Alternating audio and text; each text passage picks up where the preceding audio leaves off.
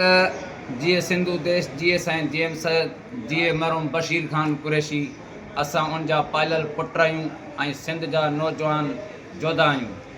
असां Pakistan peoples party जे सदर असफ अली ज़रदारी साहब और DG मरियम नवाज़ खे बि चई था सघूं।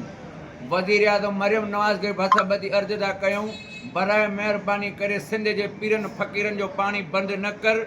ऐं ज़रदारी साहब कलंदर शहबाज़ जी तूं सबील बंदि थो करी, मौला अली मुश्किल कुशा जी पोइ तूं कारो वॻो बि न पा।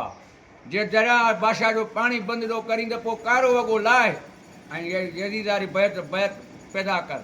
असांजी इहा पुरमन अपील अथई, असां न रोड बंदि कया आहिनि, न रोडनि ते बाहियूं ॾिनियूं, न असां कंहिं ते तशद कयो आहे। जे असांजे सरकारी वकीलनि ऐं जजनि खे कुझु थियो त मुल्क में पंजाब खां वठी कश्मीर ताईं बाहि भरियल हूंदई। मरियम नवाज़ तूं मत सम्झी मां वज़ीर आज़म मां सिंध जो पाणी बंदि करे सघां थी। असां सुप्रीम कोर्ट खे बि अपील था कयूं त असांजूं अहिड़ियूं बुज़ुर्ग आहिनि, अहिड़ियूं दरगाहूं आहिनि जिन ते वाहन ऐं शाखनि जो पाणी वेंदो आहे, जिथे पखी परींदा पीअंदा आहिनि। बराए महिरबानी करे असां मरियम नवाज़, बिलावल भुट्टे खे ऐं अली हसन ज़रदारी साहब खे अपील कयूं था, बराए महिरबानी करे सिंध कलंदर पाक जी धरती आहे, मौला रज़ा जी धरती आहे। हिन धरतीअ जो यज़ीद पाणी बंदि कयो, जे यज़ीद जो त भले पाणी बंदि कयो, असां तव्हांखे कुझु बि कोन चवंदासीं। फ़ैसिलो तव्हां खां क़ुर वठंदो क़बर में।